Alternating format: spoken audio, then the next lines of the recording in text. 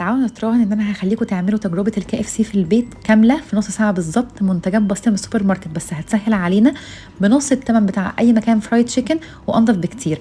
هنعمل الستريبس والكول سلو والريزو والصوص. لنص كيلو من الستريبس هحتاج ازازه صغيره من لبن الرايب، معلقه صغيره ملح وفلفل، ثوم وبصل بودر وبابريكا، مرقه فوريه وجنزبيل بودر، بضايه، معلقه كبيره مستردة، معلقه كبيره من الكاتشب، وبحط فيها الستريبس نص ساعه.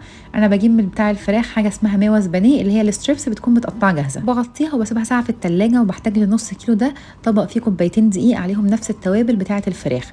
بحط بقى الفراخ واعفرها بالدقيق، وبعد كده ببدا اقلبها فيه على الاقل 10 مرات. بعد كده ببدا ان انا اضغط عليها بالشكل ده، بيبقى فيها العروجه. التسويه بسيطه قوي، زيت غزير يكون سخن. بحط الفراخ دقيقتين على نار عاليه، بعد كده بهديها وبسيبها 3 دقايق على كل جنب. اول منتج بقى جبته من السوبر ماركت هو جرين هاوس، هتلاقوه كمان على طلبات. بيكون كيس فيه كل الخلطه بتاعه الكول سلو جاهزه. بعمل بس الدريسنج، الزبادي، المايونيز، الخل، السكر، الملح والفلفل، ثوم والبصل البودر. هسيب لكم المقادير بالظبط تحت في الكابشن بس عالمي. تاني اروع منتج هو الرز الخلطه السريه بتاع الضحى. ده بقى ريزو كي اف سي بالظبط، تقريبا بحاجه 20 جنيه، موجود في اي ماركت بس عالمي، والظهر مكتوب عليه كل الخطوات.